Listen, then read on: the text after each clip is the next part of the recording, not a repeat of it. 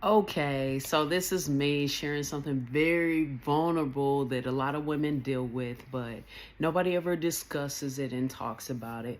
So, just being fully transparent about before my husband and I decided that we wanted to start a family. Over 9 years ago, I went to my OB and we discussed, um, hey, we want to start a family. My OB said at the time, hey, I want you guys to go and we're just going to do some preliminary stuff and check out and see how are things looking. I was like, okay. I mean, I have a regular pap every single time that I come every year, so everything should be good, but whatever. I didn't think anything about it. When it had ultrasound done, ultrasound came back. He wanted me to come in the next day. Fast forward, because this is a very long story, but fast forward, he gives me a call at home and said, hey, I want you to come in to the office. And I was like, what? He was like, bring your husband. I was like, okay. So I'm alarmed. He was like, I want you to come in next day. Come into the office, find out I have fibroids. And I'm like, okay, what is this? I find out I have fibroids, and he's like, it looks like there's 3, but I want to send you to a specialist before you all start trying. Go to a specialist that he recommended, and the specialist said that we can do a few options. We can either give you some medication to have them shrink, and then you pass them naturally. And I was like, okay. Or we can surgically remove them. And I'm like, I have never really had surgery. I don't know about that. It was like, and that's depending on the size of them, or we can do nothing. And I'm like, well, there's a foreign object in my body, so we want to do something.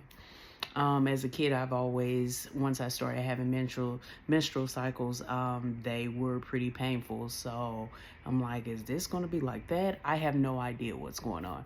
Having further conversation with my mom, she had fibroids in the past as well before having my brother and I. So I'm like, oh, okay. I've always been a very active person.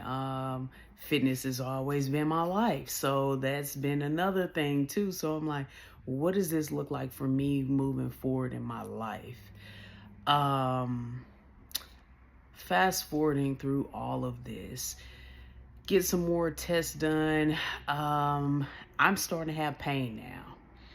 And this is worse than my worst cramps. And I'm like, okay, they're giving me medication. I'm like, this is not working. Surgery is the option for me. Mind you, I don't want to have surgery at all, but surgery is going to be the option for me. By the way, shout out to my girl Sherelle. She's the one that gets my locks together. If you're in the St. Louis area, sorry she is booked up, but yeah, she's, locks by real. Anyway, she gets me together. Sorry, just had to give her a little shout out. But anyway, this starts to progress. Pain is progressing even more. Oh my gosh. I have to go in and get some more tests done. The doctor that my OB referred me to, we get more tests done and we're planning for surgery. We plan for surgery. He goes in. I'll post a picture too attached to this video as well. But we go in and he sees 3, but he's like, it looks like a little bit more. There's a lot going on in here. Very long story short, 3 turned into 16. He said that my uterus looked like Mickey Mouse. He is a professional in his craft. I mean, the best. He had never seen a case like that. He showed me pictures of cases that he has done before, and he was like, I had never seen anything like that. Took pictures, everything. And he said every time that he cut, there was another. He would cut, there was another one, cut, there's another one. And he was like, we'll just see if you all would be able to even have children. So for For me, that's devastating because I want to have children. My husband was supportive. He was like, well, we can always adopt. And I'm like, yes, we can. That was kind of what we talked about previously, but I want my own. So to have that taken away from me, and I'm like, I've always been healthy. I've always worked out. I've always eaten very healthy. Like, was all that for naught? It was very disheartening to experience that and hear that. And now I have to sit with this, and I'm healing at the same time, but I'm sitting with this. But I'm grateful that I'm alive. I'm grateful that all of this was benign. But what does the future look like for us? Okay, I feel like this broken woman that has nothing, like, okay, my husband wanted children too, but we can't do anything about it because of my body failing us, is how I feel. So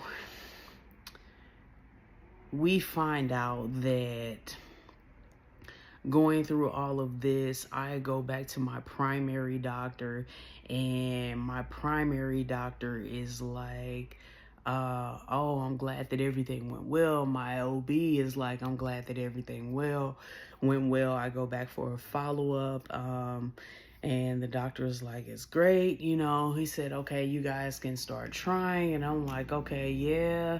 It was like, there's no guarantee, but, I am not the last say. And I'm like, yes, we know God has the last say. But at the same time, I'm still very, very sad. Like, why me? That was always my feeling of why me? Why did I have to go through this? Because now, if I do get pregnant, will I be able to hold this child the entire pregnancy?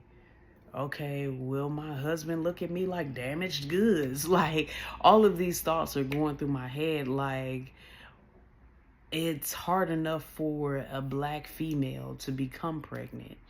And then there are black females that can have many children. Like, why do I have to be on this side? Yes, I know, don't question God. Yes, I'm a Christian and everything, but I'm not questioning God. But why does this have to be my journey, is how I felt the entire time. Why does this have to be my journey? I end up having all of these feelings, all of these thoughts, and go back to the doctor, and it's like, okay, you all are able to try after my follow-up. And I'm like, okay, all right. So we go about life, and we begin to try, and I'm like, okay, I know nothing's gonna happen, because what if he didn't get it all? What if this is just my life? And hey, whatever. I have to come to grips with this is the possibility. Well, I started feeling dizzy. I started feeling really off. Like, I was dizzy to the point where I'm holding on to the wall to walk down the hall in our little bitty apartment, little 2-bedroom. I'm like, goodness, what is going on? I go to my primary. I'm like, maybe I'm pregnant. They do blood tests. No, you're not pregnant. I was like, well, okay, whatever. Shoot me down. So, oh well. Go back to the doctor, because I'm still doing follow-ups with him and everything, because they're still checking my levels and stuff. And my OB, I'm still working in tandem with both of them. And he was like, well, we're doing another follow-up. We want to see how you're doing. And it was like, well, we're gonna have you do a urine sample for us to see if you're pregnant. And I'm like, I said, I just had a blood test to see if I was pregnant. I've been dizzy and all this other stuff. And he's like, well, we still got to do it before we do this vaginal ultrasound. I'm like, okay, cool, whatever. We do one. And the nurse comes back in. My husband's in there with me. And I'm like, I wish they would hurry up, because I got to get to work. And I know you got to get to work. We're on a time crunch. Why are these people taking so long today? He comes in, and the nurse is like, well, we're going to have to reschedule your appointment. I said, oh, She said, because we can't do it today. You're pregnant. I screamed and tears are flowing. I'm like, what? I just had blood work done 4 days ago. They said that I was not pregnant. What do you mean? Blood work is more accurate than me peeing on a stick. Like, what are you saying? I understand the magnitude. I'm grateful. I understand the magnitude that many women do not have this same story.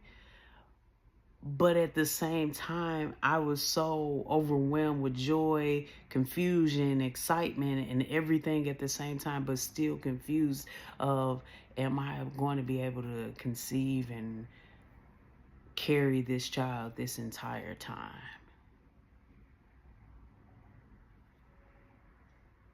I'm grateful to say that I was able to. Looking back now we have a 9-year-old little boy. So extremely grateful for our son now. So extremely grateful. But moving forward, my journey didn't end there with fibroids.